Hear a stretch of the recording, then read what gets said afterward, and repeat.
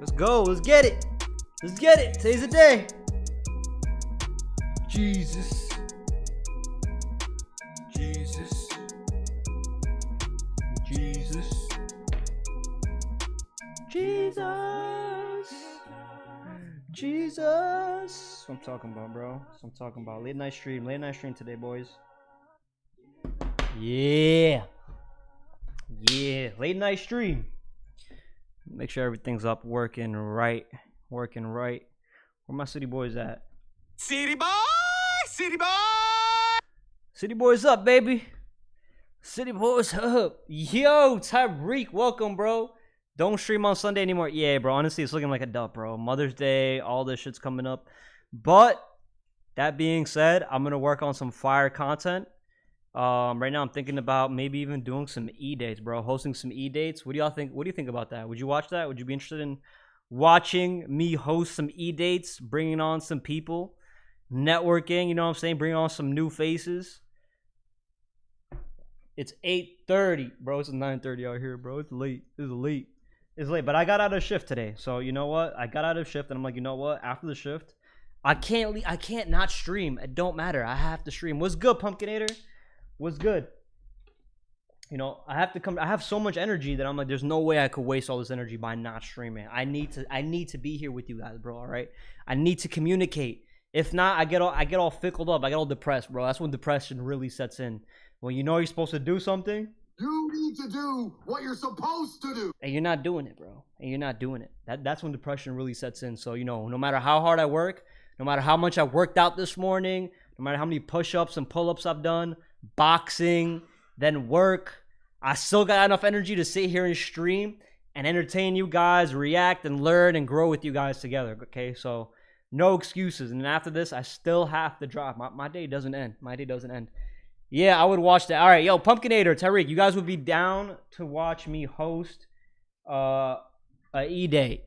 I'm gonna try to put one together. If you guys are down for the content, I'm down to make it. I'm down to make it for you guys. All right. So I hope you guys are doing well. Hope you did everything you're supposed to do. Focus on shorts on Sundays and them clips. Yeah, bro, I've definitely been slacking on that. For sure, for sure. I'm just trying to get the right kind of, I'm trying to look for new avenues of entertainment so that I could really be able to clip those, really be able to bring value, entertainment, growth, you know, a lot more in-depth of the Redpill community song. Well, a lot more in-depth Redpill critical analysis reactions, all right? Jesus theme song. Hell yeah, bro. William Waxwell. We haven't seen him in a minute. Welcome back, bro. Welcome back. Welcome back. It's going to be a lit stream, bro. We got the Holy Trinity right now. William, Pumpkinator, Tyreek. Welcome back, guys. Welcome back. All right, anyways.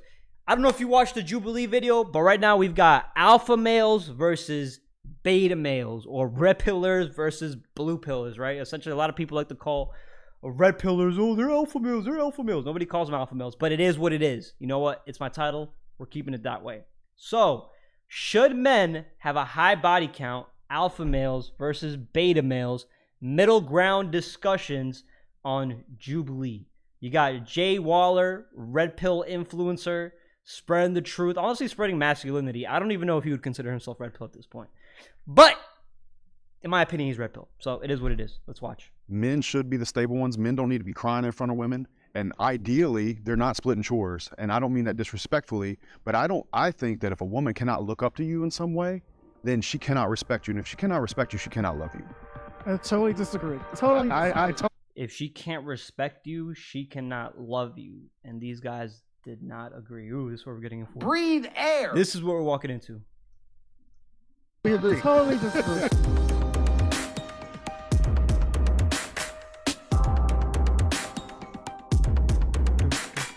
Step forward if you agree with the prompt. Men are designed to want to sleep with multiple women. Facts. Facts. Oh, come on, bro. Come on, bro. You have to agree to that. There's no way you can't not agree to that, bro. You just think about the science behind it. I definitely agree that. Think about the science behind it, all right? Our unit is created to hold thousands of cells in there, to create babies, as many as we want in a short amount of time. Women can only cook one in the oven, one in 9 months, bro.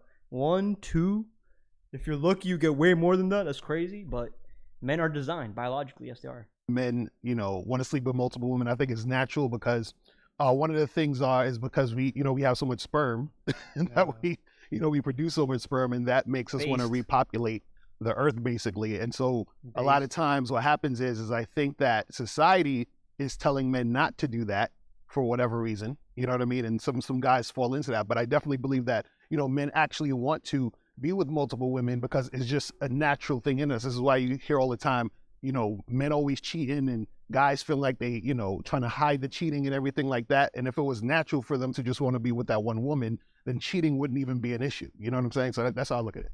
Yeah, I think facts. That's facts. Think about it. Why are guys always known as cheaters? Because we get caught so easily because we don't really care, bro. We're not really that ashamed. You know what I'm saying? If anything, we want to get caught when you cheat. Like that's what guys' natural tendencies. That's why it's like a thing for guys to get caught cheating. Women, when they cheat, you'll never know. You will never find out. For the way we were cultured, I agree with that, but also too just through human history, right? For survival, maybe this is old school thinking, but it's just like for survival, you need to have lots of kids. So someone's pregnant, how do you keep multiplying? You just more women, right? Not saying it's right or wrong, but it's just kind of the way. I think women even cheat too. It's like 50-50. Yeah, I think women also want to do their thing, you know what I'm saying, in some situations, you know what I'm saying? So I don't think women have more opportunity to go around cheating, right? Guys in today's age, we don't really have that kind of opportunity. Most guys don't have the opportunity, not the same opportunity women do. I think it's a natural, I feel like because that desire is there, it's a natural thing for, if we're talking specifically men, that desire to want to do it is natural in us. So then therefore you're going to want to do it. So I don't think it's a natural thing to just be with this one woman, but at the same time, when I'm with this one woman, I only want to stay with her. It's almost like I'm lying to myself if I just want to be with her. You know what I mean? Yeah, that makes perfect sense. But the question is that the end point? Is being with multiple women the end point? I'm of the firm belief that it is important to position yourself as a man to have the capacity to be with as many women as you possibly can, and position yourself in a way where you understand female nature and you maximize your potential as a man. And that's where I don't necessarily agree that just because there's a deeper desire to continue to do it means it's going to be the most optimal thing for you and your own ability to thrive. That's the most based response, because if you operate with this level of thinking and you actually have proof that you can get women, or you don't feel the struggle, you don't feel that scarcity mindset, you have an abundance mindset, which is a very positive mindset to have, and you choose one good woman in your life that complements all the things that you're trying to accomplish, that is how you will thrive and succeed to become a high value man. Because at the end of the day, why do we work so hard for? We work so hard, we build ourselves so much to provide and protect for a family, right? That we choose to have. Level and Weak jawline gang. Bro, my implants ain't in yet, bro. Relax. Show me your jawline, bro. God, here and there. This dude's jawline hella weak, bro. Look at that shit. Shame. I was taught not to be with multiple women, right? But it's like, especially, here's the thing, especially when you're in a relationship, right? It's like, it's better to grow together with somebody than multiple people, which I totally agree. But I think in the dating terms, it's like, there's nothing wrong with being multiple women, because I think that's just dating. It's experimenting, it's finding other people. But are we naturally made to just always be with one person? It's like, if that were true, then these first thoughts of being with another woman, even though I'm in a committed relationship, would never occur. But it comes up once in a while. But it doesn't mean I'm acting upon it.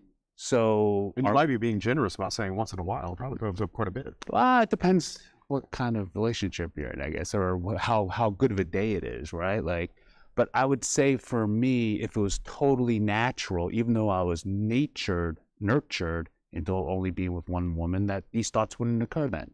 Right. And the thing with me, I'm non-monogamous. So I have a wife, I have a girlfriend, and I still, from time to time hook up with other girls. You know what I mean? And the thing is, it feels regular to me. It doesn't feel like I'm trying to do it or doing it because I'm forcing myself. It just feels just natural. Like It's something I want to do. You know what I mean? And so to not do it feels unnatural. You might just want this one woman for a relationship. I can understand that. But sexually, though, I think it's all BS. Yeah, I agree. I think a man can absolutely be head over heels. They separate essentially sexuality from the relationship. But the thing is that for a woman to be able to separate herself and understanding that in a man, that is so hard. That is so hard. Love with a woman and still sleep with other women, and then wait, baby, you're saying notice all these alphas have strong jaws. I just know I would slay if my nose was smaller and my jawline was bigger. Bro, you can only do with what you're born with, all right? As long as you can take a hit to the jaw, you're good. Don't worry about it. Don't sit here and stress. That's how you become black pill, bro. That's some real black pill thinking when you're thinking, oh, I need to have a jawline like Jay Waller. I need to have a nose, ears. I need to have a face like Jay Waller, a beard. If you start to think in that way, bro, you're only going to lead yourself down a pessimistic hole because these are things you don't have control over, okay? And if you're trying to chase the jawline basically like through surgery or cosmetic, all you're doing, you're essentially just making yourself the male version of a Kim Kardashian. You're essentially Caitlyn Jenner, bro. You know what I'm saying? So learn to focus on things that you can control and change about yourself, and stop focusing about things you cannot. Base or not base? Base or not base, bro? Because this dude can't. You can't handle the truth. You can't agree. You can't handle the truth. Right. And I think all men have the proclivity to want to sleep with other women. Now, whether they're able to speak to that and actually act on that or not, or if they've been able to, like you said, like religiously find a way to work around it. And I think religion has been great for that, because if it weren't for religion, we probably would not have society. But I think what's most important to identify is that a man should create choice in his life. And if you have choice, you should be able to do as you wish, particularly like in your case, like in my case, if there's no deceit. Exactly. It's the lying. That, in my opinion, is actually the overall problem when guys, tend to go outside of a relationship. They lie to the woman. That's the problem. So when I was growing up, I was under the belief of just being with one woman, right? Like I was a virgin for a very long time.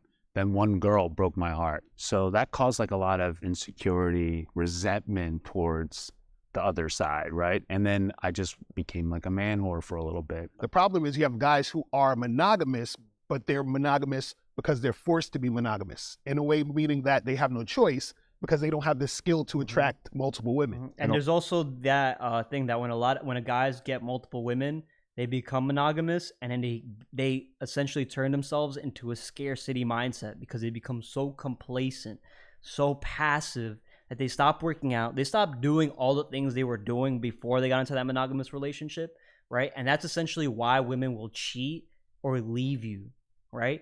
Because you stop doing those things. So that's why you must always create choice for yourself and then choose to do something or choose not to do something. There's great power in responsibility. Let me see. Being short and ugly as a man in 2023 is a fail, bro. Bro, it's harder. I'm not going to say it's easier. It's definitely not easier, but it's not impossible. That's the most important thing, is that it's not impossible. Don't give up just because you're short and ugly, bro. I'm short and ugly. All right, but at least I work out, I learn to communicate very well, and I have a high level skill. I position myself in good places around good people, right? I'm able to look at people directly in the eye. I don't flinch. So, be able to be charismatic as well. These are all things you can improve on a daily basis. So don't just get yourself in a mentality of, oh, I'm short and ugly, I'm never going to get women. That's black pill, bro. Snap out of it. I know I'm wearing a black shirt, but snap out of that black pill mentality. That's that beta mentality. Sometimes they'll use that as virtue signaling. I would never do such a thing. Well, actually, bro, you can't. All right. Can the disagreeer step forward? I remember when I would go on tour and things like that, my friends would always try to encourage me to hook up with girls that were on to me. But I wasn't really into it. And it made me feel weird, off, there was something wrong with me. And now I'm at a point in my life where I feel like I'm only having sex with multiple women, so I'm not weird, so I'm quote unquote normal. I feel like, bro, if this dude can get laid, bro, what's your excuse, bro? I'm sorry, what's your excuse, bro? Dude is bent over like this, no posture, But you know what I'm saying? Like he doesn't look confident in what he's saying. And if he can get it, damn, bro, I don't know. Even when I do have sex with these random women, it doesn't give me any gratification. And I know that comes with like random sex in the end. But I know in the back of my mind that like I just like simply don't enjoy this. Like I've been with multiple women and I've been with one woman, and being with one woman is just so peaceful. As far as like telling young men that they're born this way and that they should feel this way, it can really not do damage, but just sort of make you second guess things about yourself. Am I normal? Am I weird? Is there something off about me? Everyone else around me is saying that I have to feel this way or I have to do these things, but yet I don't feel the courage to do them. All right, cool. I like what he said because this dude's really actually opening up. He's actually spitting some like real feelings for most guys that don't feel confident, right? Wavy baby, you're saying, I think, tell me if you can or you cannot relate to this guy. All right, because a lot of things you're saying sounds like what he's saying. You're saying alphas are just guys who are tall with superior genetics. You're either born alpha or not. Minimum height is 6 feet to be a Chad. Of course, if you have the jawline, you're 6 foot, you're naturally muscular, you got genetics, yeah, you're a Chad, bro, but you don't have to be a Chad. That's why people that look for men that look for self-improvement through masculinity, you don't call yourself an alpha because it's cringe to do that, right? You're saying he's got bad genetics because most guys are sexless because we're short and ugly and everything's about pictures and looks on the internet these days. So you got half of this right. All right. Most guys are sexless because we're short and ugly. Cap. That's cap. That's not true. That's not why you're sexless. It's that mentality that's keeping you sexless, making you sexless. Everything is about pictures and looks on the internet. That part is true, right? Why is that true? Because of perception, the way another person perceives you, right? So what you look like on the internet and then what you will act like when somebody meets you, those two things are very important, right? Because you have the status, right? Perception. Then when they meet you, you're literally proving them right, that oh, you really are this person. They connect. So that's what you have to be aware of. If you're short and ugly and you take shitty pics, right? You don't know how to take a good picture. You don't know how to frame it correctly. You don't know how to show a nice environment, right? You don't know how to show yourself doing something, doing off guard, something like that. Like, then you have no real, you don't really understand how others have a perception of you, right? Or how others value status. Let me see. What else are you guys saying? This guy does have bad genetics, right? But he's probably hooking up with like, I'm assuming like 1-2s. That's why he's saying, I don't feel anything for the girls that I'm hooking up with. Why? Because you're just hooking up with girls to hook up with them. Like you don't see them as a person. That's why you feel this way. Let's see. They push to be happy and fat as... Oh yeah, and William Maxwell, shout out to you, bro. Lost 30 pounds and you gained 5 pounds of muscle. Shout out to you, bro. City boy! City boy! No, wait. That's not the right button. This is the right button. You need to do what you're supposed to do. No. Fire. They push to be happy and fat and fit and fat is beautiful, but it's not. The system tries to keep you weak and docile. It's when you wake up and hold yourself accountable, then you can push past it. Exactly. That's why I say when you wake up in the morning, do your 100 push-ups. Set the timer. Set a deadline for yourself. Do the 100 push-ups. You can't not have energy after you've completed 100 push-ups. There's no way, it's impossible. Because most people can't do that. All right?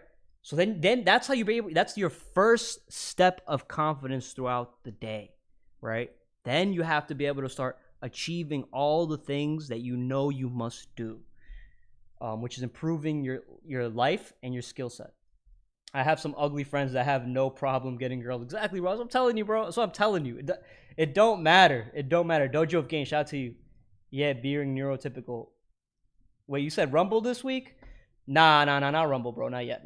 It's not about being too ugly. It's about being truly comfortable with yourself, and I am afraid to have a good time.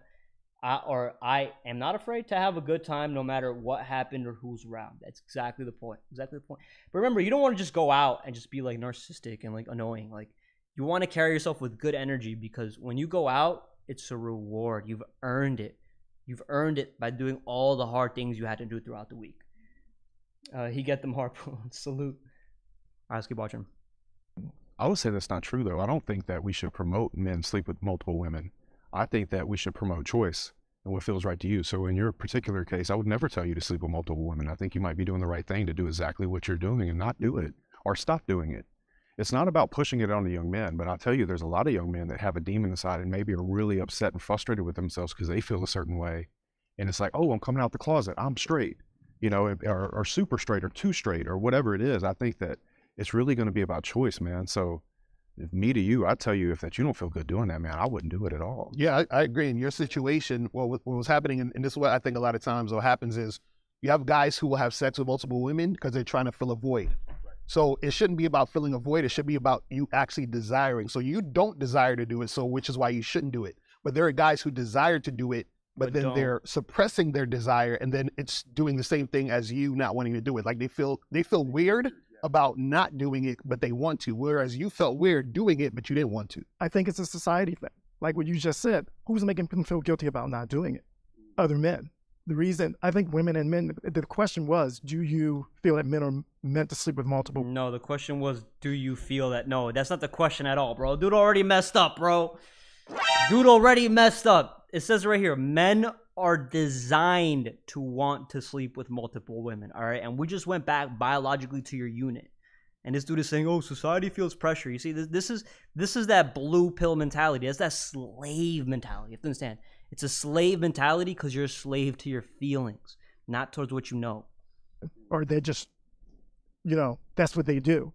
And I don't think that's true.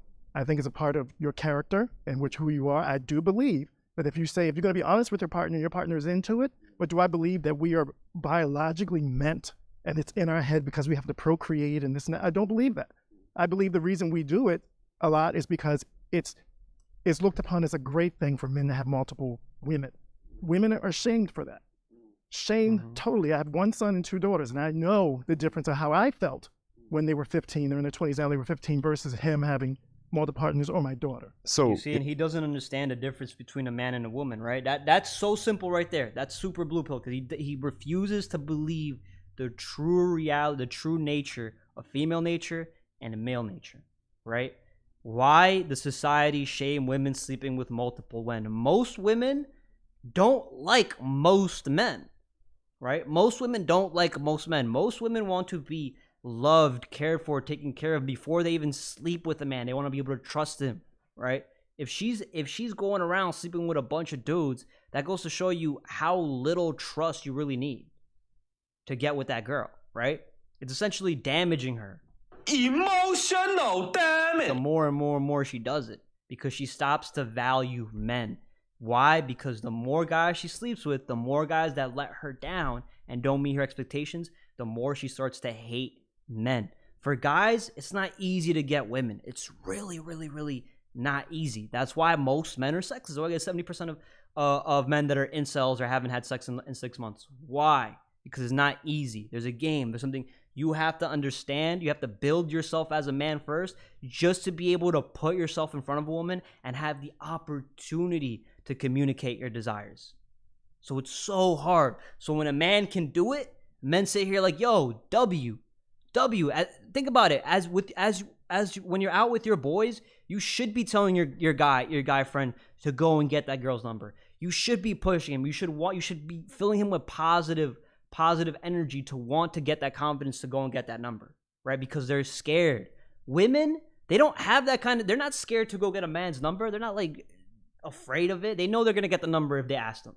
You know what I'm saying? They know they're going to get the number. So that's why it's not respected, because one is harder than the other. If I could struck a check for $1 million and never feel that feeling again, I absolutely would. I really, really would. It's something that I really hated myself for, and I felt very apart. I grew up in the South Louisiana. I was a Bible Belt, and I felt very distant from people around me because I had this urge in me and could not understand why I was so different. Like, the biggest self-hate I've ever felt in my life is over this particular subject. I thought I was broken. And I understand you. And me, again, I'm going to come back with, just being around it. And me, I'm bisexual. I've always have been. There you go. Well, there you go. Bisexual. You see, when he's bisexual, he wants to operate on the frame that men and women are essentially equal and they should be treated equally in society, right? This does not correlate towards reality. Therefore, he believes that everybody should change to meet his standards of what women equality should be. And the true red pill is that that's not going to happen. It's not going to happen. No matter how much you feel, no matter how much we educate, we're always going to go back to our biological instincts. That's just facts, right? Even Wavy a Baby is saying, red pill is blue pill. Red pill is work on yourself, believe in yourself, even if you're ugly. That sounds blue pill. No. If you're ugly, you have to improve. That takes hard work to stop being ugly, right? Do you have an ugly personality, or are you just ugly in the way you look? Can you dress better? Can you brush your teeth? Can you smell better? Can you get a good haircut that will fit your particular style, the way in which you move, the way in which you express yourself? This is unique. Why is charisma built and is charisma unique? Because these are based off your own personal experiences, your own decisions that you make on a daily basis, right? That's how you build up your charisma. It's based off the experiences that you have with other people, how you share with others. That's not a blue pill thing to do, all right? Because red pillars or whatever, like people who want to seek the truth, they're scared of the truth, but they still put their best foot forward, march over it, they embrace it, they accept it, and they embrace it. That's it. So self-improvement is good. Self-improvement doesn't make you blue pill, all right? Being complacent and telling yourself, oh, you know what, women should change. You're getting pissed off and saying, oh, women should change their mentality. And they should actually find me attractive and they should choose me instead. And I shouldn't have to do a damn thing. That's blue pill behavior, right? Thinking that prioritizing how you feel instead of what you know. Married to a woman for 30 years. And I've been committed for 30 years. Doesn't that I don't have that desire. It's my character to say, this is my person. And that's who I want to be with. So that's what you're making a character versus is the driver. I was going to say. Then that goes back to, are we just built that way? Because if we're just built that way as men, then there's multiple people that I'm going to want to sleep with. But I think what I was under the impression with that question was, are we biologically DNA created for that? I say yes, but I love and I agree with what we're saying here. It's like, but as men, right, in the you know what? Then it just really gets into the politically correct answer. So I'm just going to move forward. Because we already know the answer. We don't got to go crazy. We'll try to answer these as fast as we can to just try to get through the stream. Submissive women are more attractive than dominating men. Facts or cap? Submissive women are more attractive than dominating women. Oh. Hell yeah, bro. What? Hell yeah. I agree.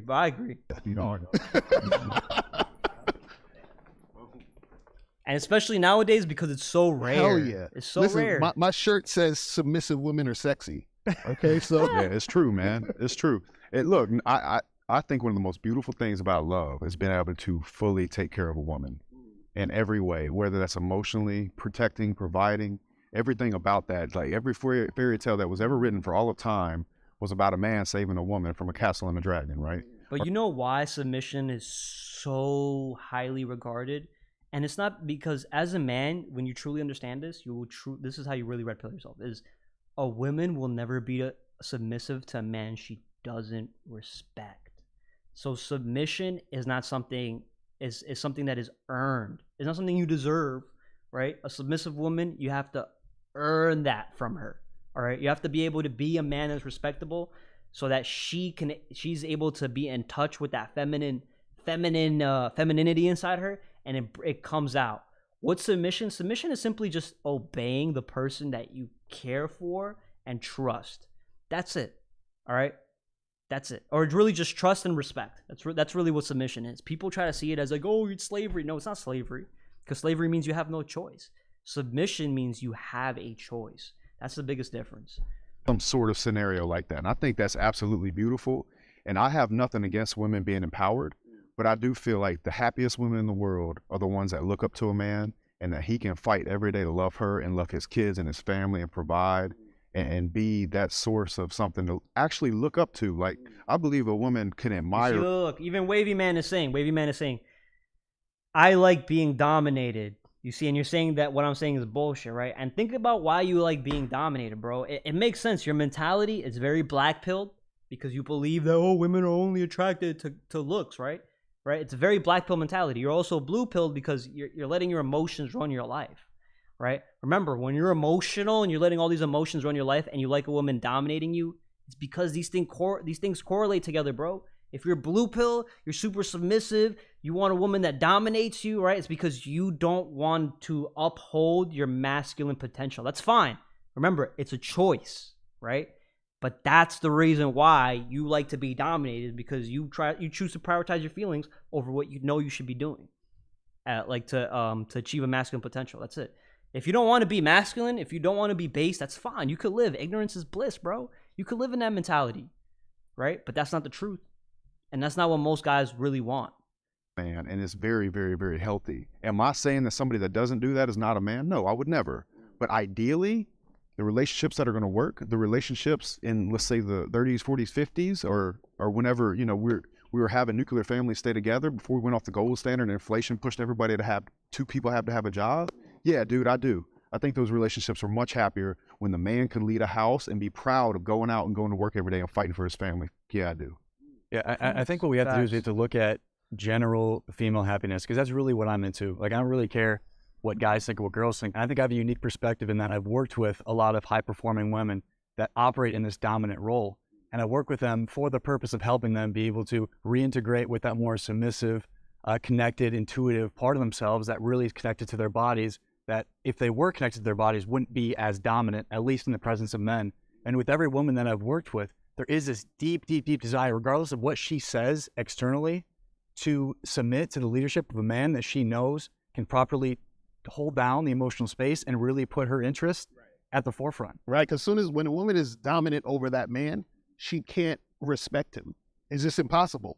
She feels safe. Right, exactly. And the thing is, with submission is like, if you even look at the word submission, sub, under, a mission. If I have a mission, oh shit, I didn't think and of this that. woman That's is under smart. my That's mission, based. meaning That's I'm leading her, right? Then that is a actual good relationship that's going to flourish. Truly, deep down, every woman would love nothing more than to be more feminine in a role, in a family, and take on that, either that motherly role or that nurturing role, or the role that feels supportive to the overall mission of a man. It's just got to be a man worth getting behind, and weak men are the reason why this is a problem. You see, boom. This is why even women that are an alpha female, even a lot of those women want to be submissive to a man. It's just they haven't met a man that they can truly respect, and it's because they're always trying to compete. That's why they go to this guy right here, right? And he's saying, I've worked with a lot of women that want to unlock that part of themselves, right? And submission is essentially letting go of control and trusting a guy, right? Trusting a guy that's been in your life, that's earned it from you. That's why I say submission is earned, not given, right? Dojo of the Game says, I'm a guy that women generally consider handsome, and I was shy when I was younger, and I sucked at getting girls. Not until I learned to be confident was I successful with women. See, even you were what you call genuinely good looking, right? So towards women, but since you were shy, you could maybe get their attention, but you couldn't maintain them. Once you learn to work hard, once you got your skill level up, right?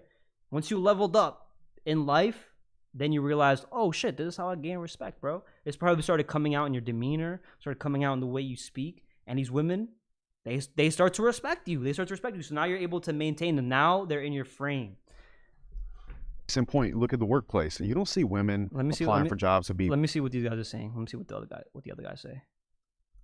Guys find submissive women more attractive than dominant women.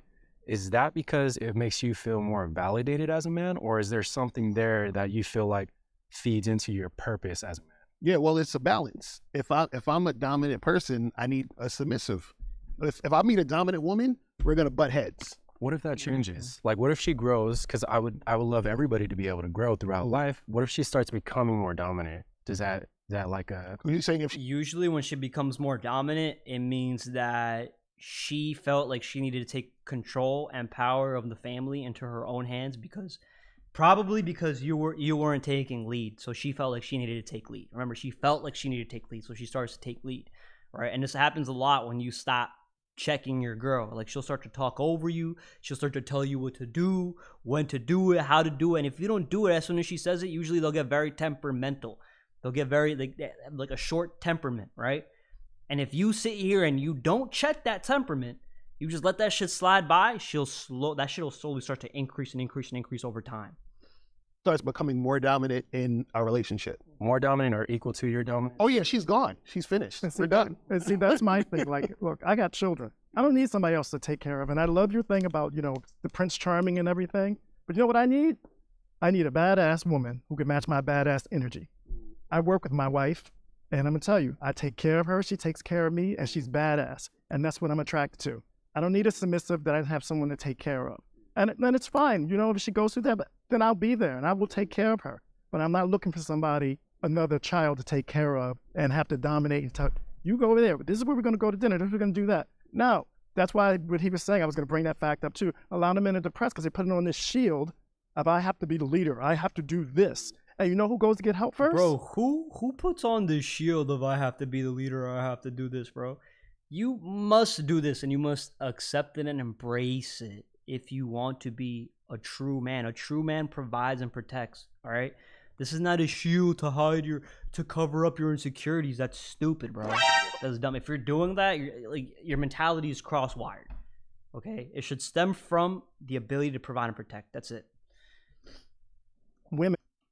Crap. Okay, that totally makes sense. I think if we're talking about men not ever dealing with their emotions, it makes sense for this argument that you guys are talking about. But I'm a firm believer. I've gotten a lot of therapy in my life. I've done a lot of things for myself personally to resolve my own internal conflict. Okay, so it's the job of alpha men. The real integrated alpha man has the capacity to understand what he's feeling, why he's feeling the way that he is, articulate in a way that is productive to the dynamic. So a real man is someone that understands himself deeper at an emotional level, has taken the time to do that so he can show up as a rock, not so he can show up more emotionally. Problem is that if you're super emotional, when we talk about the whole thing of being submissive or dominant, your woman is going to dominate you because you're so emotional. Emotionally unstable. Yeah. Let's say that. It's let's stop using emotion. Let's start using emotionally unstable. Right. Since you're so emotionally unstable, she's going to dominate you. Okay, and emotionally unstable is, I think that's the best word, and it's probably the most underutilized word in the RP space, right?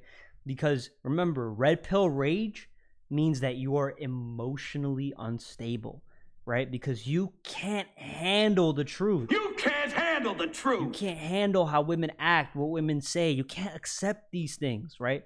Once you accept it and you start to embrace it and you start to change and adapt for the life that you desire, the life that you want, right? A lot of the guys in this space, they lack purpose. They're like, why am I lacking purpose? Because you don't understand that you were born with something between your legs, something great. Now you have to find a woman that compliments you. And again, to do what?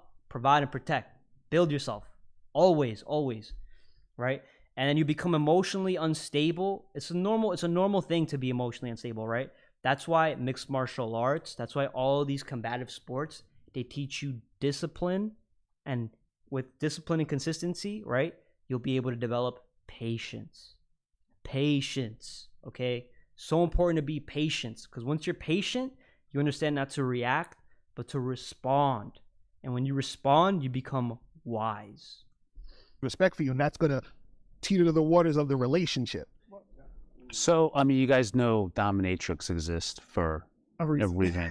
And by the way, I used to personal train at dominatrix. You guys are their clients. Not me, cowboy. I'm being serious. Like, it's a very hidden thing. I used to date them. High positions of power, very alpha. But like, here's the thing. I think you guys put a little bit too much pressure on yourselves. It might be a societal thing. I've dated submissive women before. I find them highly. You know what he's saying about the dominatrix with all the high power, like taking control kind of guys. I think those guys are the perfect example of the guys that overindulge in like power, right? And then they constantly need to be fed. They constantly need to give into their desires, where they start to just slowly slip towards the opposite side because they almost feel like they've forced this thing upon themselves. Sometimes I just want somebody to pick a choice. I like her places. She's got better taste than I do when it comes to that kind of stuff. So please go ahead. We do butt heads once in a while because she is dominant. But does that mean she lost respect or attraction for me? No. Absolutely not. A woman will always shit test you. That's true. She was always going to shit test you. This is what women do. That's how they test your masculinity. And that's why, again, you keep her in your frame by checking it. Checking it. By checking, I mean communicating to her essentially that you're still in charge, you're still leading, you're still in control. Not by saying, I am in charge, I'm the leader, I'm still in control. Just by handling the situation, right? Why are you upset? What's going on? Right? Why are you yelling right now? We don't need to yell. I'm communicating to you properly, right? What's the issue that you're having and how can I help and how can we make it better? Right? Boom. That's how you check her, right? Calm down. You don't need to yell at me right now. You're getting way out of pocket. Don't do that. Relax. Cool. What's the problem? Let's talk about it. Like, that's how you check your girl. You don't have to say, oh, I'm in command, I'm in control, blah, blah, blah. You just have to be able to lower your tonality and just really be like direct, super direct. Assertive. And trust me on that one. So I think it does depend on your energy. You have a very high one, right? Most feminine man on the panel giving dog shit advice. Goddamn. Deco, you're saying, I'm glad you dropped the red pill. It was stupid. You speak the truth, but being kind is a good thing too. I mean, I didn't drop red pill, bro. Red pill is just red pill awareness. That's all. It's just being aware of the truth. That's all it is. It doesn't mix well with somebody who also has a really high dominant energy. I'm not saying that's wrong because they exist for a reason, submissive people, right? But I just think, for me, when it's very submissive, I don't find that as sexy. I find that annoying. But see, and that makes sense. And the reason why, see, what happens is, the more masculine you are, the more you want the woman to be submissive. How do you find more submissive, more annoying? How, bro? Like, laziness is not submission. Maybe he's talking about like a lazy ass girl, but that's not a submissive. That's just a lazy ass girl. That could be annoying, right? Or a girl that's always like poking at you and she can't do anything for herself. That's just not competent. But that's not being overly submissive. The more dominant she is, then the more. I don't know. I think I'm pretty fucking masculine, dude. And I don't want somebody that submissive. I'm saying that in that moment you're in your feminine, but go ahead.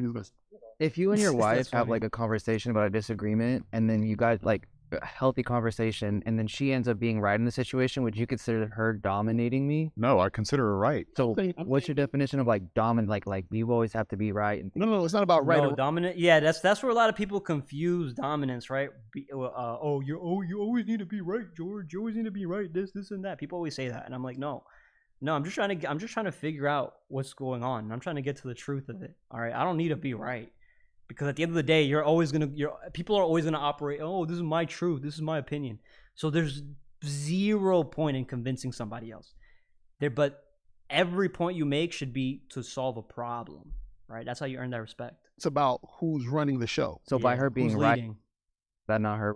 No, that's just her being right in that. Yo, what's up, guys? What's up? Oh, Chicken Boy, what's up, bro? A good leader would allow someone else to be right. A good leader doesn't have to be right. All right, William, hit the gym, bro. In fact, I'd call a man insecure if he wouldn't allow a woman to be right on the subject she was clearly. I like that. I do like that. And, it goes back to the question of, like, what do you find more attractive? Let me see. We're talking about clear. He wants the team to. In that conversation. Yeah, a good leader would allow someone else to be right. A good leader doesn't have to be right. He wants the team to win. In fact, I'd call a man insecure if he wouldn't allow a woman to be right on the subject she was clearly. I like that. I do like that. And, it goes back to the question of, like, what do you find more attractive? Because that's what we're talking about. Yeah, it's a preference. It's a preference. One of the things you said is, like, when you and your partner or girlfriend get into something and it's, like, a little heated, like, I get off on that. Me, I totally don't get off on that. Like, I don't need any back talk. I don't need any lip. I don't need any attitude. It's my way or the highway. Like, I don't want none of it. I didn't even have a conversation in the first place about the disagreement. You're not having No. So you just don't want to be challenged. You don't want to be challenged. That's okay. Like, no back talk. I'm right. That's a different thing.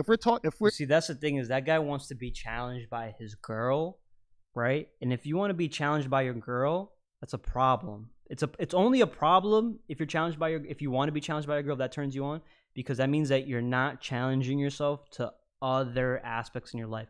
When you spend all day challenging yourself physically, challenging yourself mentally, challenging your money, right? How you're making money. When you spend all this day challenging yourself and putting the stress on yourself and embracing it and liking it, why do you want to go home and then just have your girl challenge you, right? But when you're a guy who doesn't prioritize those things, who doesn't necessarily essentially like get off on wanting to control his life physically, mentally, money-wise, if you're not dominating these areas in life, right? Then yeah, of course, if you're not challenging yourself in these areas of life, then of course you're going to want your girl to challenge you, bro. Of course you're going to want your girl to challenge you. We're talking about a topic, and she's right about the topic. That's just how I was talking about the topic. Like an opinion of yours or things that you No, I'm talking about disagrees with. If you're like an opinion, you're saying you want no back. No. I'm not talking about opinions. I'm talking about decisions. So we can have a conversation about a topic, but when it comes to a decision, the final decision is mine. Let me change my word. If we're to have a healthy discussion about a decision, which she disagrees. She says I disagree. Right. She says, so if we say, hey, she wants to do A, B, and C. And I say, no, I want to do D, E, and F. Right? We're doing D, E, and F at the end of the day. Now, I will listen to what she says. And if I think A, B, and C sounds better, then I say, okay, yeah, let's do A, B, and C. Because that sounds bad talk in the first place. No. That's even entertain the conversation. No, that's what I'm saying. If we're having a conversation, that's cool. I'm saying the final decision, though, is mine.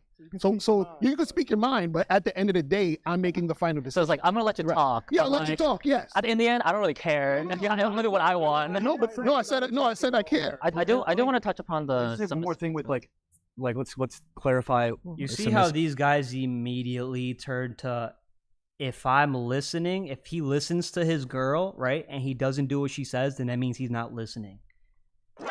Terrible slave mentality, right? Because that means that if you don't do what she says, then you are oppressing her, bro.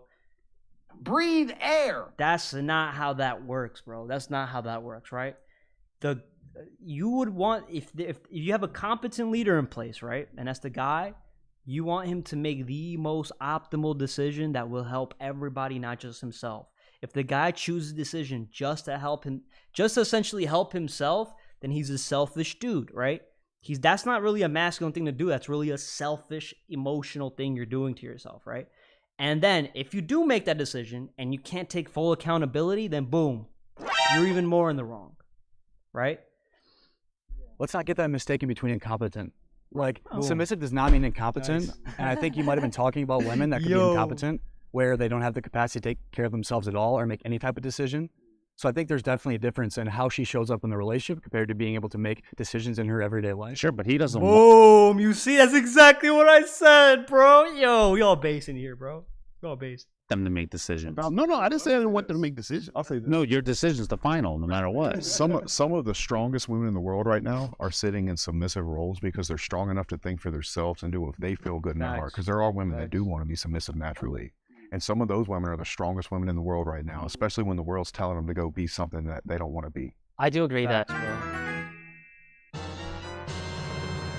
That's a treasure right there. Honestly, it is a choice. It's a preference. You know, we shouldn't speak upon like everybody. Obviously, like. All right, I'm done with this. We got through this point. We got through this point pretty well. I am great at sex. God damn, bro. This is where the ego ghosts are coming out. I am great at sex. Let's see. I am great at sex. Yo, guys, 1 if that's a yes to you guys, and 2 if it's a no. Oh, come on, man.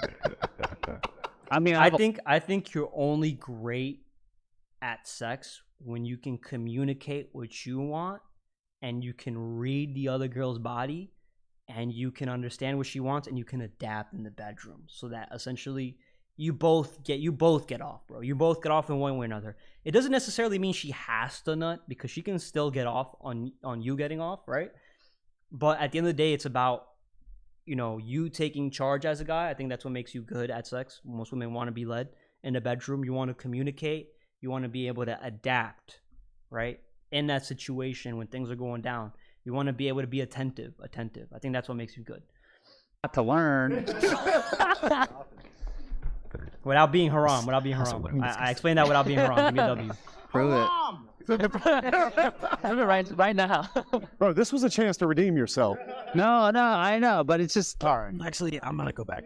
Oh wow, my partner, my wife, I'm able to not only connect physically, but also emotionally. You know, and I think that's the biggest trick I've learned. You said, I just know I like it. I'm told I'm good, so I guess I'm good. Nah, you can never take a girl's word for it, bro. That's what I'm saying. Don't ever listen to what she says. Listen to what she does. What she does, very important. What she does, right? If she wants more, if she's craving it out of you, bro, that means you're good. That means you're good because she desires it, right? If you have to initiate all the time, then that means you're not that great.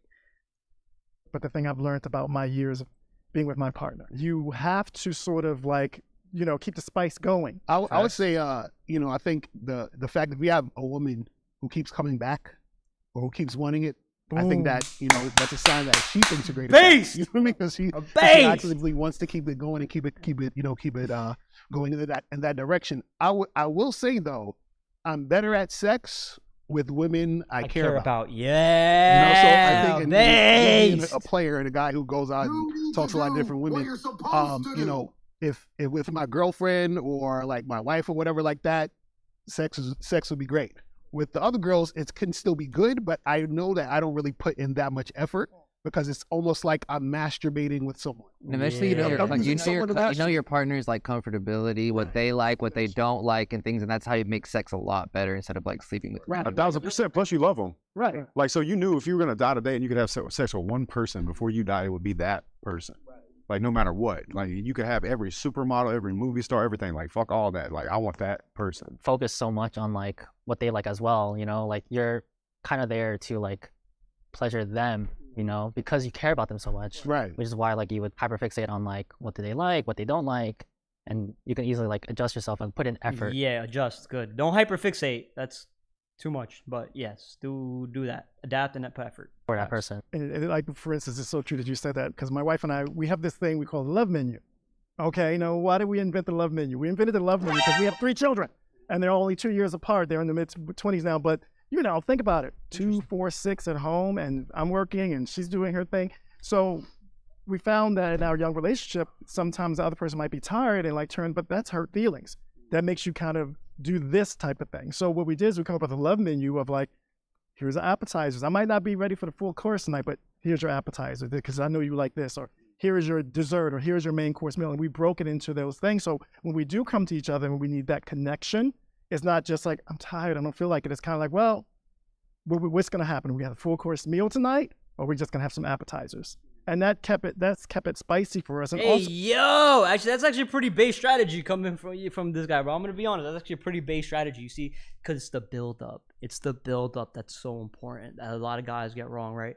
It's the build up. It's not just the sex. It's the 90% build up and then 10% of the sex. That's what makes it pleasurable for women, right? That's why you want to build up that emotional build up. That ooh, this is interesting. Ooh, most people don't do this, right? They want to be tailored into your story. When you say making sure we're pleasuring each other, it's not just wham bam, thank you, ma'am, I need to get my rocks off. But like, you know, how are you feeling cringe. about that? And how are you? It could be cringe to you, bro, but this is what the red pill space is about, right? It's about comparing notes because every guy has a different way to solve these problems. This is just the way he does it, right? About that because when you're in a long-term committed relationship, you have to do that or it dies. Right. And I love that. I love you talk about the amount of intention that you live with in regard to making sure that you're always evolving with it, always making sure that it's spicy. You just care.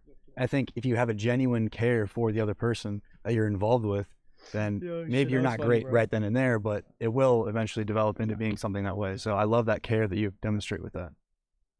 I'm interested in what you had to say. You've been very quiet on this one. You've been usually like...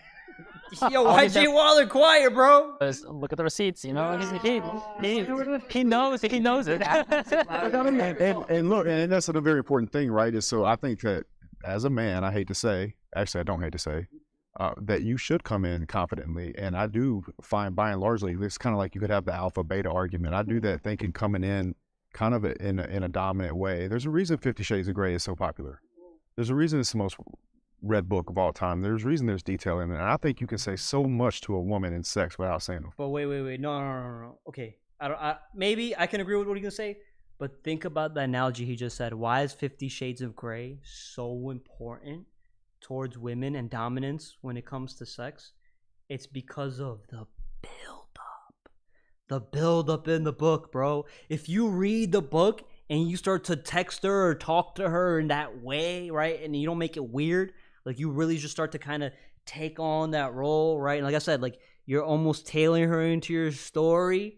right? That's the build. That's all the build up right there, right? So you could learn a thing or two from 50 Shades of Grey, not necessarily by what they're doing, but how they say it, right? How they express it, right? The more detail without using the words, right? Without saying a dick or, you know, of a pussy or whatever, if you could express sex without saying those words, right? Then you're good at describing things. Use those adjectives. The buildup is so important for her. Word. You know what I'm saying? It's about how you touch her, how you have your hands on her, the way you take over her in that way. And that's okay. Just knowing and seeing that expression and seeing things that happen and as a result of that is enough for me to know where I stand on the subject. The only thing I disagree with you about is I agree with that energy, that take control energy. And I think one woman does love that. But sometimes my wife likes to take control, and I love it. Well, get up there, girl. Get up there, girl, and do what you got to do. Hey, get up there, girl. Oh, that's fun. Hey, yo. What the hell is even that? God damn. Imagine the masculine ass woman that would date, let alone marry that dude more fruity than Aiden. Nah. Hey, don't worry. But by and largely, yes. And then when she wants to, but even when you're on bottom, man, you still doing work, bro. It's all about dancing, bro. I don't want to get naked, but I have sex tattooed on my chest. Can All I? right. This got way too far, bro. This got way too far, bro. What the fuck was that, bro? What the hell was that? This is their plan, people. These are demons. All right, let's move on. Women should not be in positions of power. Women not be in position of power. All right, you guys believe women should not be in positions of power. I think that most women don't do well in positions of power because they don't want to be in positions of power. Society tells them that they should be in positions of power.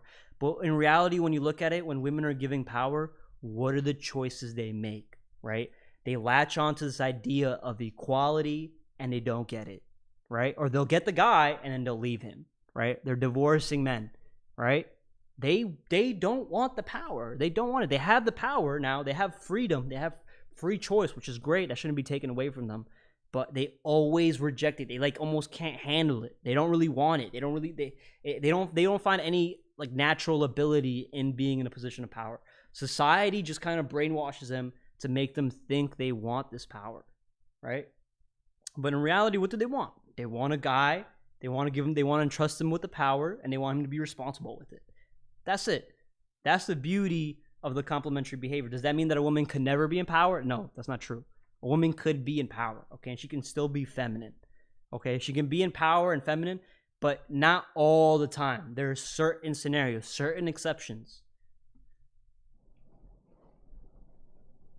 The more a woman finds herself in power, the more game over. She's gonna start thinking about leaving you. Just like his hand says. I'm the only one. I think a woman can be in a position of power only by herself, but not in relation to being in a relationship with a man. Because when she's in a relationship with a man, the man has to be the leader. The man has to be the one that's guiding the situation, directing the situation. If it's in any other situation by herself with work, you know, with her friends or whatever, she can do whatever she wants to do. Game over. Your game is over. Wait, it was only him? It was only him?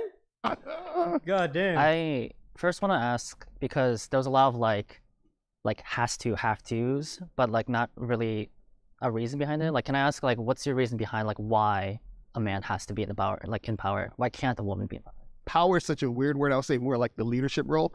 And the thing is that a man has to lead a woman. He has to guide a woman, because what happens is that when it's the opposite, I guess it's really how you frame the question. Women should not be in a position of power. When it comes to relationships, he already gave his point of view, right? But should women be in a position of power when it comes to their children and it's just them? Like, yeah, absolutely. Like, she's the one that takes the lead, right? So, like, this is kind of a tricky question. This is where people are like, oh, this is where they throw... The way in which we answer this question is how people or blue pillars immediately start to think, oh, red pillars are misogynistic. They don't want women to have power, blah, blah, blah, blah, blah. No, it's not that we don't want them to. It's when you look at it, they don't like it, bro. That's why women, look at the wage gap, right? Women don't want to take initiative. They give politically correct answers, right? When they have power, they don't want to be responsible with it. Woman is leading that man, she usually loses respect for him. When she's in a relationship with a man in our relationship, but I also got to know what it means to have a partner next to me and not someone that I have to lead. Well, I think it's really, really important to specify what leading means. And so right now we're talking about, you talked about, okay, we do the chores. Sometimes she pays more, sometimes I pay more. I think it's looking at a really superficial level. I think what you look at in a relationship, when you look at leadership and the one that is following per se, is who's the one holding down the emotional space? Like, who has the capacity to show up as the rock the majority of the time in a dynamic? And if that is the woman, I believe, for the most part, the polarity gets thrown off and there will be a deficiency in the sexual attraction that she'll have for you. If you are more excessively emotional and unstable than your wife, I do believe that's going to lead to issues in the relationship. A man's job is to be the mountain that a woman's emotional waves crash into. Like, straight up.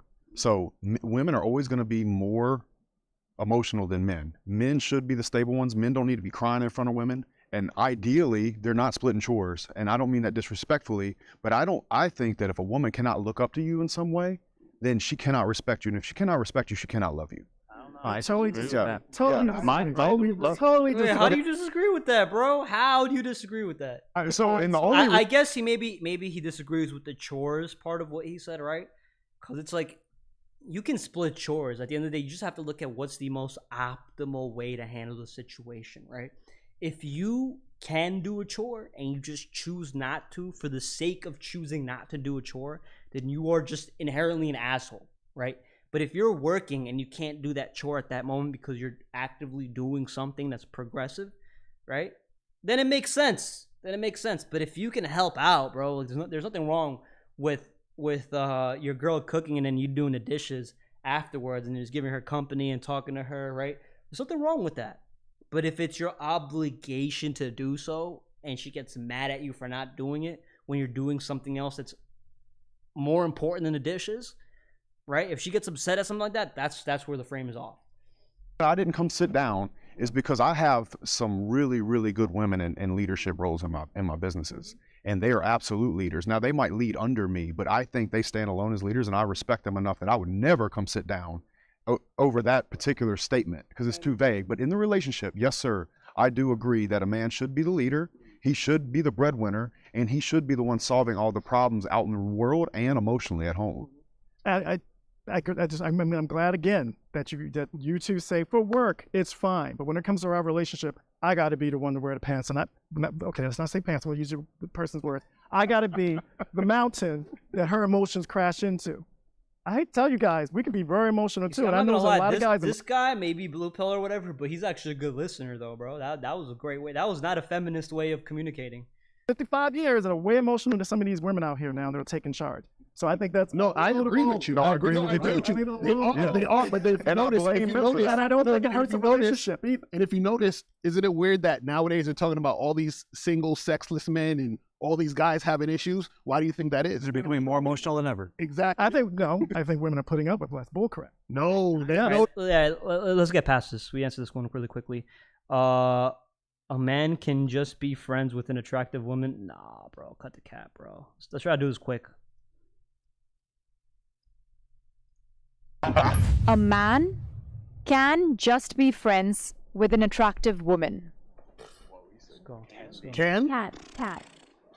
A man can just be friends with an attractive woman. Yeah, if he works with her. If he works with her, yeah, of course he can. No technicalities, bro.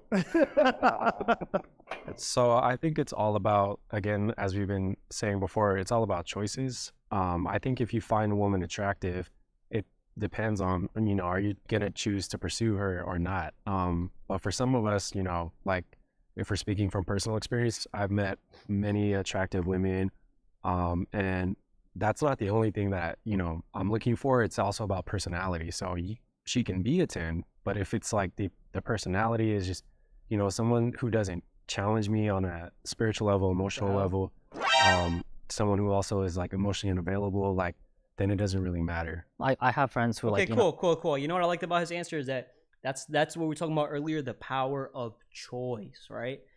Right? You can choose the woman you want in your life while still being masculine, while having a masculine frame. So you can choose not to, right? But as far as I think the most thing that people are concerned of when it comes to a man can just be friends with an attractive woman, are you giving all that woman your attention? Are you giving her so much of your attention? Because if you're giving an attractive woman a lot of your attention and you're not trying to pursue her, you've effectively wasted your time for free, bro. For free. Because they're very attractive, but then at the same time, I could Exactly. Friend zone. But I wouldn't be able to stand like being alone in a room with them for like more than like 10 minutes. You know what I mean? I can acknowledge if like certain female friends of mine are attractive, but doesn't mean I'm like sexually attracted to them. And it comes to a point where like I see them as like sisters or just such close friends that even like the thought of them naked like grosses me out, because like I just don't see them that way. I see them as like very close. Like, see, that's kind of cringe, because you have to be careful for guys that say things like this, because the guys that say things like this, and especially guys with a scarcity mentality, a scarcity mindset, which means they don't get women, guys that say words just like the ones he said, those are the guys that are going to snake you and go after your girl when you have one argument with her, bro. Boom. Based. almost like family in some cases and things of that sort. And you know, sometimes like you grow up with certain women and you see them as like a sister, or you see them as a close friend, and you just grow up and you don't see her like that. Fundamentally, what's natural and what is possible, I think, are two different things. Is it natural to not be attracted to a very attractive woman to you? I don't think so. But with a lot of intention with it, and your priorities are elsewhere, and you're very intentional with how you're showing up in that space, I think you can do it. And I think that was the question, if it can be done, not if it's natural or not. You know, like, all you have to do is really just ask a guy, right, that's friends with a girl, would you smash her if she came up to you and she was horny? If the answer is no, he's capping. Probably yes, right? Because that's what he would really do. That's what he would really do, right? And that's why you see a Fresh and Fit when they call up, the girl's like, no, he's just my friend. We've been friends since forever. We're basically like family. We're brother and sister, blah, blah. As soon as she calls him up, as soon as she calls him up, oh, I'm horny, I'm fighting my boyfriend, blah, blah, blah, blah. Like, I've always had a thing for you. What does the guy say? Oh, really? Really? I've been waiting for such a long time for you to say that because I feel the same way. Bruh, you see that? Breathe air. Countless times you see that, right? So remember, when you ask the girl, hey, would you have sex with him? She'll say, nah, I don't care. He's just a friend. Beta answer. If I'm attracted to... All right, I'm going to skip through. We nailed that one on the head, bro. Super based. A man should not cry in front of his kids. Ooh, what the fuck? But ideally... Nah, I don't think a man should cry in front of his kids, bro. I'm going to keep it 100. I don't think a man should cry in front of his kids. A man should not cry in front of his kids. Facts. Based.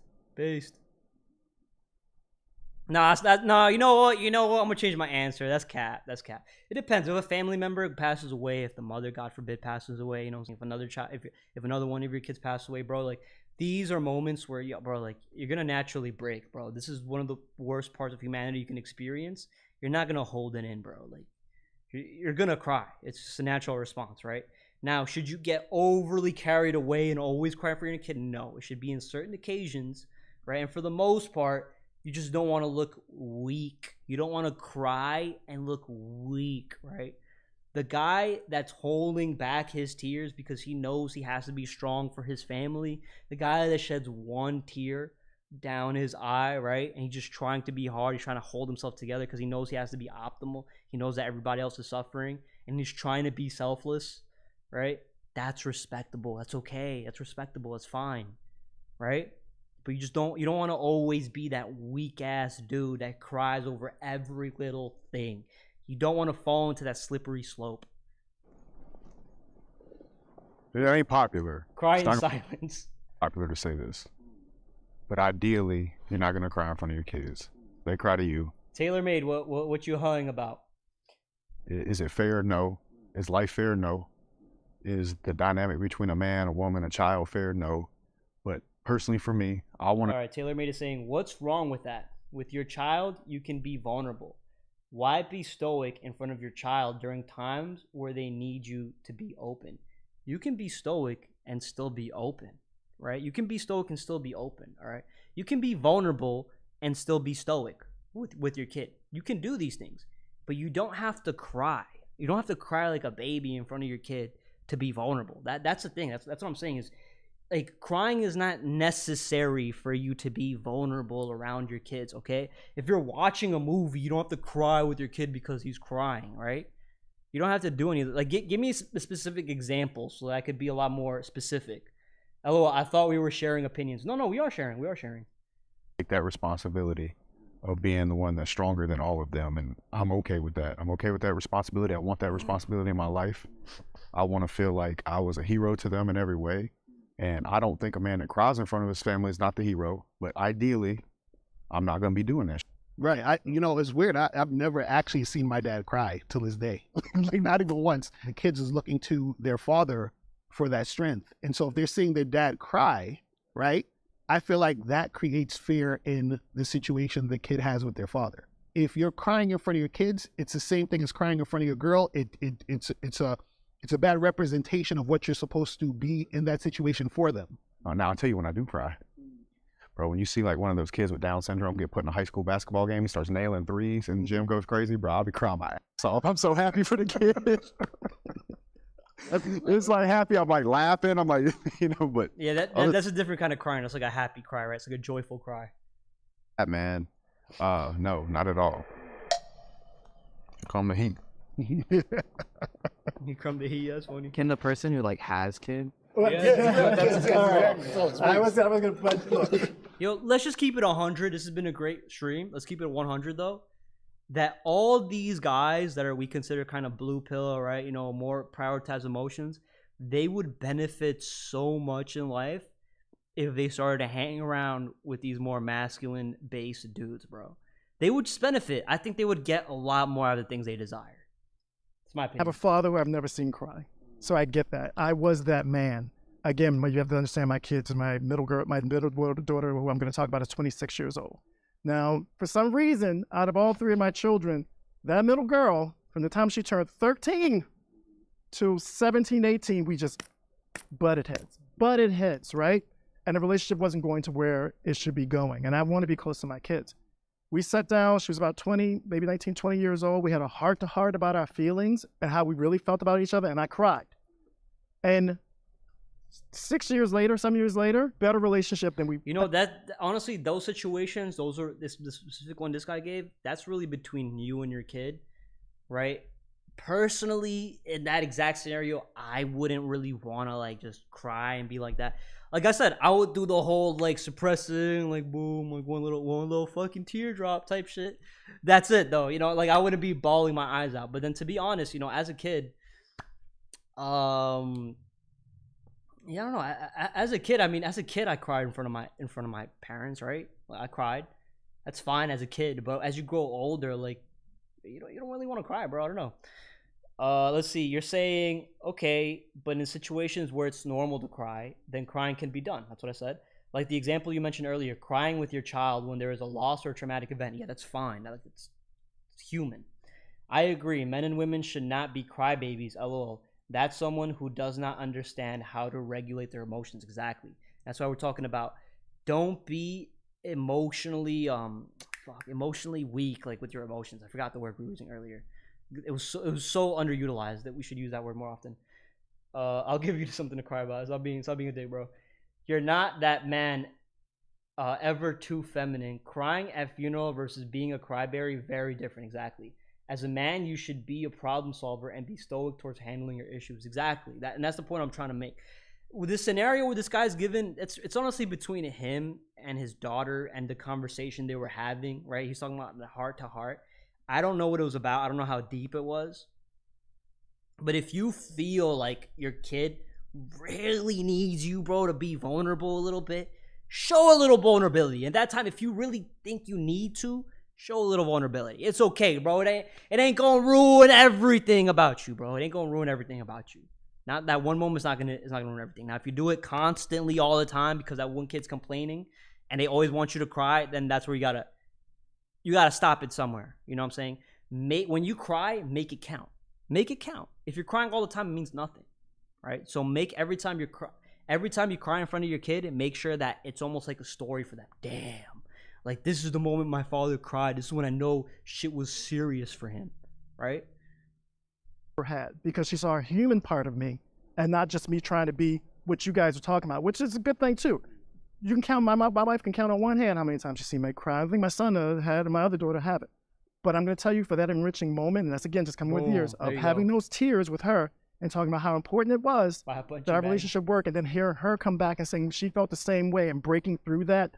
I'm the father, I'm going to be the strong one, made her break down, and both of us be closer than we ever have been. Can I ask you a question about that? Do you think that if you could have set her down earlier than the age that you did and just had a vulnerable conversation, that maybe it could have happened? Like, it wouldn't have had to build all the way up to tears? No. She wouldn't have been able to hear it, or? No, because what was going on from my understanding of our relationship is that, you know, young people, I'm very independent, my children are very independent. They don't want to be controlled in a certain way. And as a father, you still have to keep that control. She was only seeing that side. So she was only you're saying you can't see him, you can't see that femdad having frame. This is an understanding of, he understands the frame. This domineering person trying to squish what she thought that she wanted to be or who she wanted to be. And that wasn't it. I was just trying to play the father role. I saw my dad do it. Never a tear. He's that man, you know, and I was raised by that man, and I took that on. I remember sitting my son down and telling him, boys don't cry. And I still to this day regret that. And I still talk to him. He's 24. What? I still talk to him about how you regret that when you literally brought it up almost like with pride, bro. I'm going to be honest. Like, you really remembered him. You almost said that with a lot of pride. Like, yeah, like my dad didn't cry, bro. He was that guy. Boys don't cry. Imagine, bro. You teach that to your kid. You teach that to your boy, your son at a young age. Boys don't cry. It's such a good thing because when he falls and slips and you see that kid holding it in. You're so proud of him, bro. You're like, yes, yes, yes. Like, he's holding it in, right? Don't cry, bro. Take that pain and never fall again. Learn your lesson. You know what I'm saying? A great lesson. Great lesson. W dad, bro. W dad. Wrong. Because I do not think that's the way we're supposed to live our lives. And I think that's why you go back to the statistic of how a lot of men are depressed. We're supposed to have emotions. We're human. Now, I don't believe every time you turn around, you should be in front of your children, ooh, and your wife, like, you know, I think that's a drastic thing. Yeah, it's a slippery slope, though. Don't fall into that. But I know dropping a tear as a father for me made a relationship and so much closer and so much better than it would. I'm telling you, I know what than it would have ever been. You don't think you could have shown that vulnerability without the tear? No. My dad. Come on, yo, all right. If Jay Waller's about never showing not even a single tear, bro, you're bugging. You're bugging. You're a robot, bro. Stop. Capable of expressing emotion, not from the standpoint of being a whiny little baby. He held it down on my family. My parents are the happiest couple I've ever seen, still to this day. But my dad was able to, and still is able to, at funerals, be able to show emotion. During movies, when he feels the emotion, be able to show up and do that. I'd never see him whining about, like what you guys are saying, whining about just issues happening in his life, like at work and what he's doing. Never. He deals with that on his own. But he is showing up vulnerably when he is experiencing an emotion, not from a whiny baby place, but from a freeness that he has with it. And I even think, like, when I first went out to college, you know, he's tearing up too. So I would just like to say, this is a field I specialize in. I'm a program manager for a nonprofit that focuses on mental health.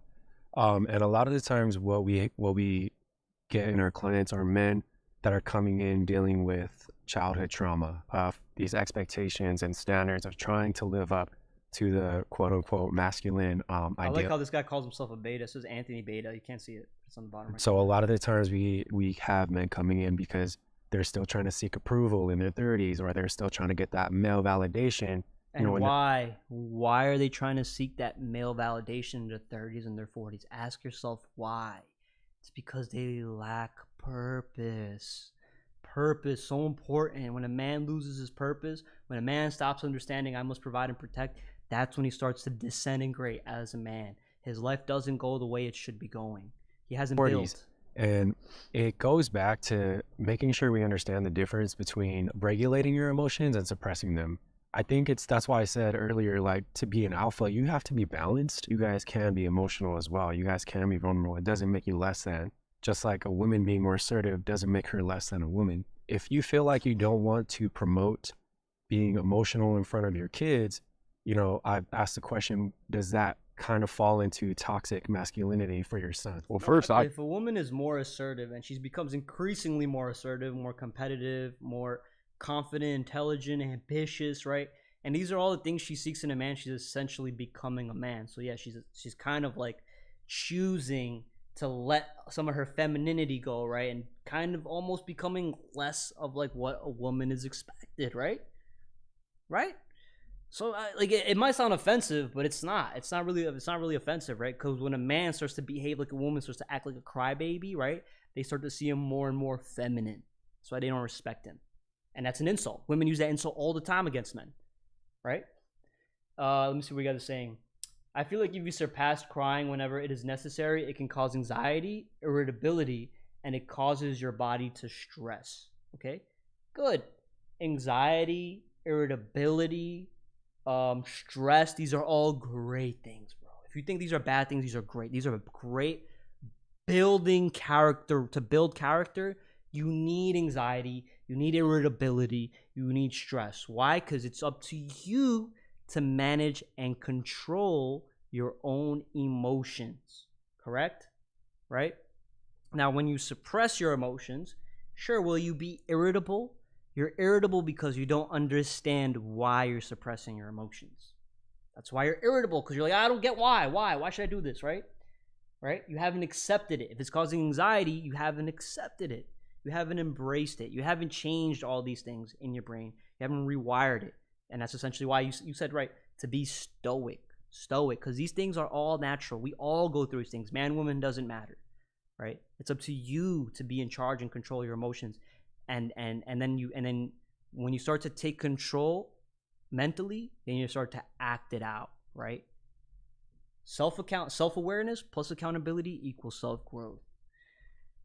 I never understood why society encourages us men to cry more. LOL. That's not my default system. When things don't go my way, I'm trying to solve the problem. Because a lot of people think that men's problems is that they need to cry more in order to be more emotional, in order to be able to communicate better.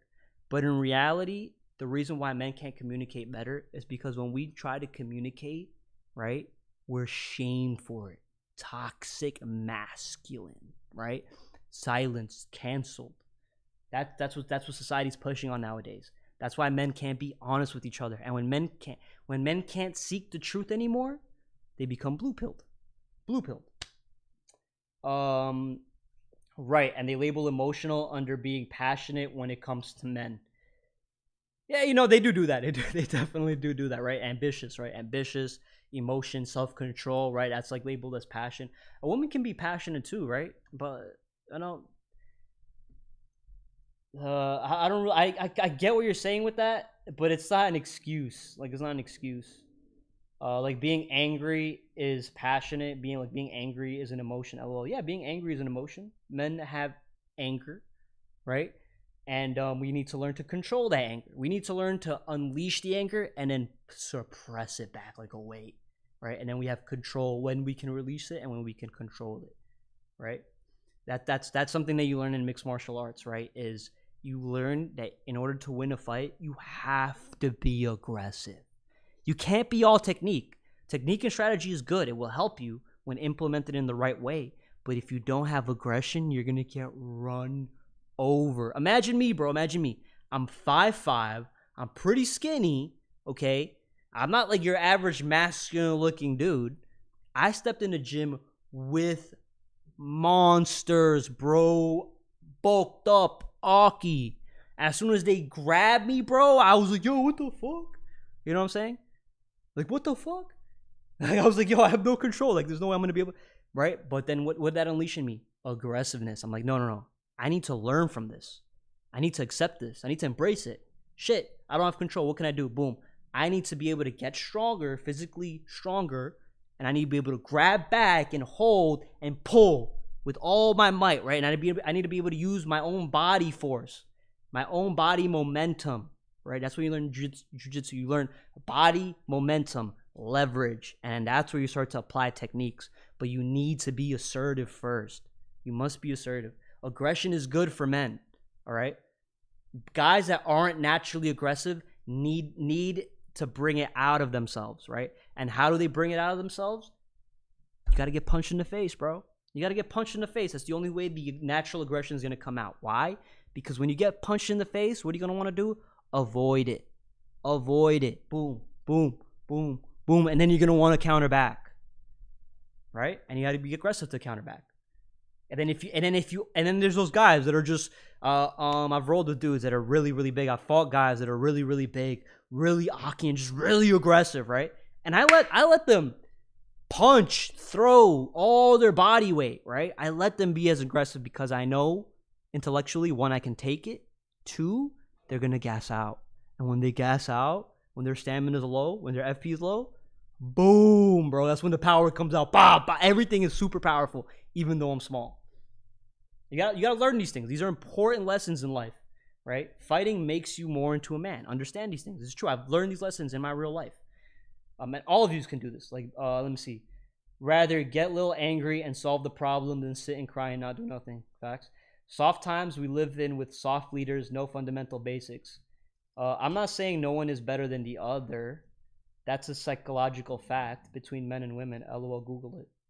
I mean, I don't think he said anybody's better than anybody else. But do you agree with what I was saying about aggression? This is why aggression is important. I didn't say anything about not being vulnerable. Vulnerable is the word that I brought up. So I think being vulnerable is very important. I think physically crying in front of your kids is not ideal. Facts. This is not about an ego stroke or trying to be overly masculine. I think being vulnerable as a man is one of the strongest things a man can actually do. It's just that I don't think that crying, particularly sobbing, is going to be very healthy as the leader and the person that they're supposed to come to for that safety and that care. But isn't real vulnerability then you're just not being honest? Be like, yo, babe, sorry, I had this thing. I left and I cried. But now I'm here to be strong with you. Why? Why do you, what? No, bro. That's cringe, bro. That's stupid. I can't think of a scenario where I'd leave to cry. Yeah. See, Why? But why would you tell your girl, yo? I just got from like my third day, like my third time, like just crying in the corner by myself. It's okay though. I'm feeling better though. But cheer me up. Well, but needing feels performative. The fuck? I'm trying to show you how vulnerable I am. No, it's not necessarily showing. Show vulnerability in your most masculine moment, bro. Right? Show I think vulnerability in your most masculine moment, not in your most like down moment. Don't do that. It's not respectable. Very vulnerable without crying. Yeah. People just express their sadness. That's why in the movies, right, when you see the guy that's always talking down to himself and he's like, oh my god, like I can't get her, I can't get a job, I don't have muscles like you, right? I don't look like you, I'm never gonna be like you, blah, blah, blah. The best scenes is when his best friend grabs him and he just like slaps the crap out of him. I'm gonna be honest, he just slaps him, he just wakes him up. Cut that shit out, bro. You can do it. All right? That's weak mentality you got there. It's a slave mentality. Wake yourself up. You need to do what you're supposed to do. That's why when we saw Andrew Tate and Aiden Ross, right, when they were communicating in each other, why was Andrew Tate roasting him so much? He was telling him the truth while roasting him, while making kind of comedic, and then we saw Aiden Ross really take that to heart and start to actually implement change. But nobody else was able to do that. Why? Because Andrew Tate was able to say it in the way that he needed Aiden Ross to listen to it, bro. He said he'd rather have one than the other. What I'm saying is, it is not a comparison just how men and women are biologically different. It's not a comparison how men and women are biologically different. In what way? What are you referring to by when we say men and women are biologically different? Because they are. We know that. You can be, but I heard what you guys were saying earlier, and I agree with that. It's like, you don't want to be a crybaby about things. We don't, right? But it's like to be at, for instance, if I'm at a funeral and this person meant something to me, That's fine. tell me, no, can't do that. No, Or of course you can, bro. It's crazy. I see something on television or a movie that moves me, like, you can't do that. It's like kind of like... All right, watching a movie, bro. Come on, bro. It's propaganda. Cut the shit out. Weird thing, and I think you guys touched upon that. Like, imagine you, like, that's where it's a slippery slope when you're watching a movie and you allow yourself to cry, right? Even though it might be really touching to you and it might mean something, bro, if you're in front of your girl, if you're in front of your kids, that's when you hold it back, bro. You know what I'm saying? That's when you really hold it back. You're like, nah, it's just like, because it's not necessary to cry. It doesn't mean anything. It's just a movie. Like, a movie really triggered you enough to cry, then your crying means nothing. You just wasted it. You've wasted your own crying, you dickhead. It's like a slippery slope. Then you're gonna do it every single movie that you get emotional on? Come on, bro. Emotional, damn it. You're a bad father if you do that.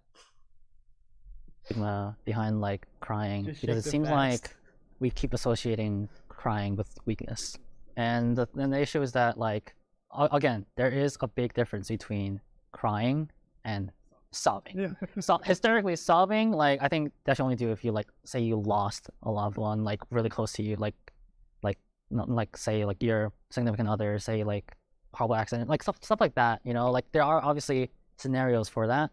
For like regular crying, again, kind of like Alright, I think we all touched. I think we touched on this subject too much. This is a great subject though. Great video. W Jubilee.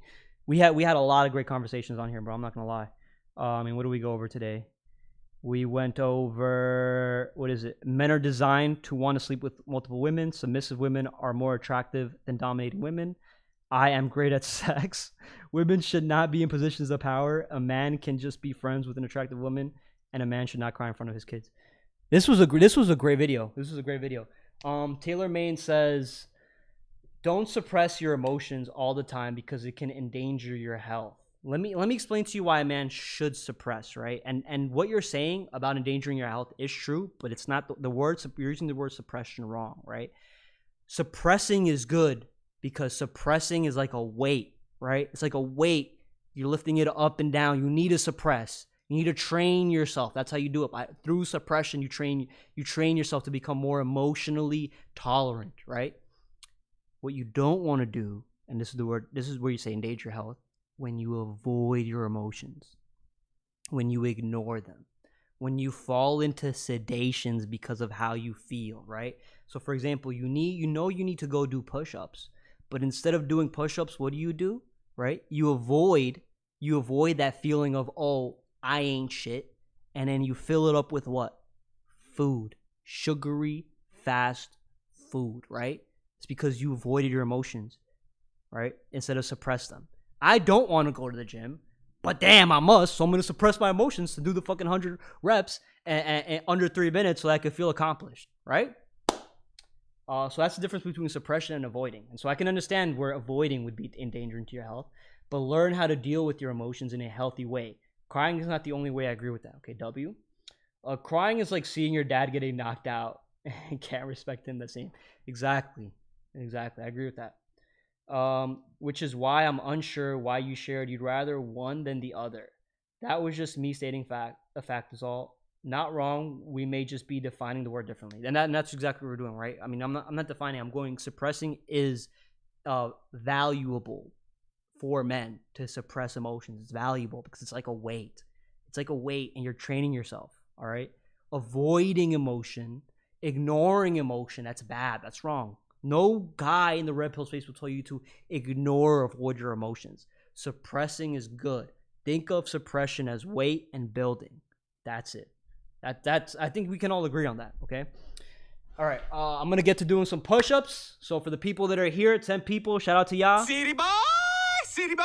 We don't just talk shit here, all right? We don't just grow and learn. We're physically strong too. We're physically active. So as always, we do 100 push-ups in under 3 minutes to prove that we ain't just talking shit, bro. To prove that we ain't just talking shit. All right, and I already worked out, guys. I already did a lot of push-ups, a lot of pull-ups, boxed, handball, worked, everything, bro. And I'm still going to do it. And it's like fucking almost like 11 o'clock. Jesus. All right, so let's start this shit. Jesus.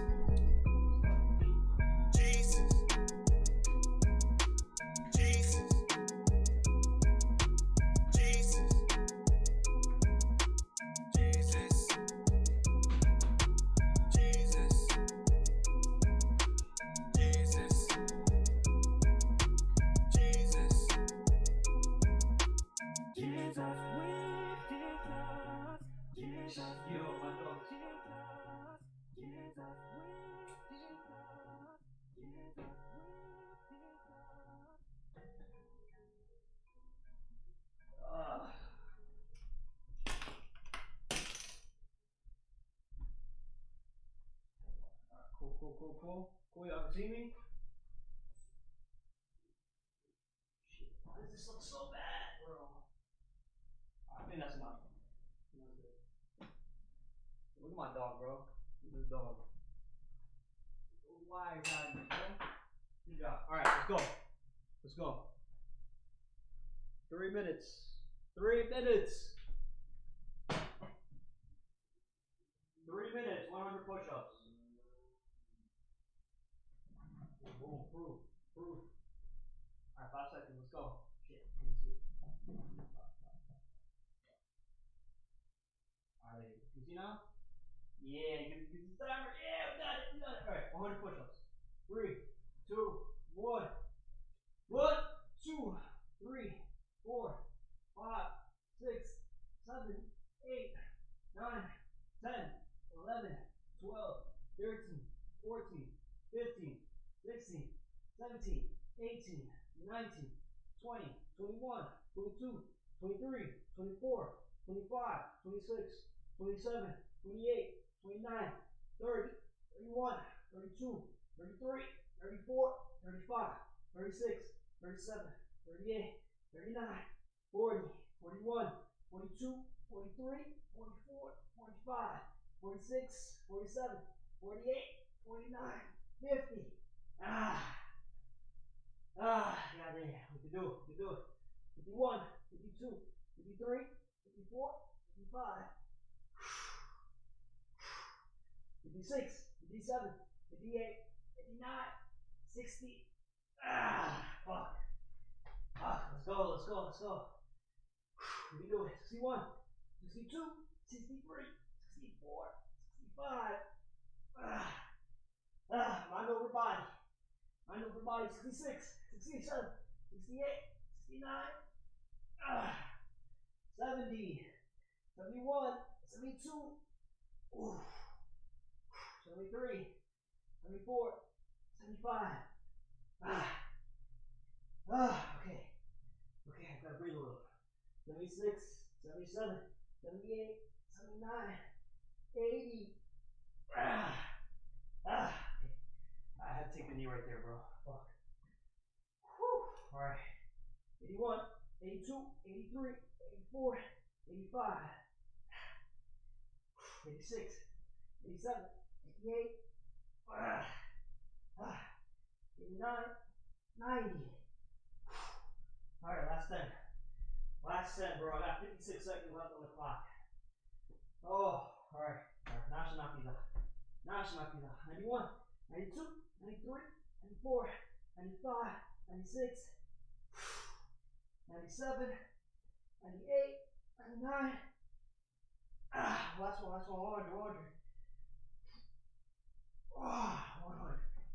100, baby. 100, 31 seconds. 31 seconds. What was that? 31. 31 left on the clock.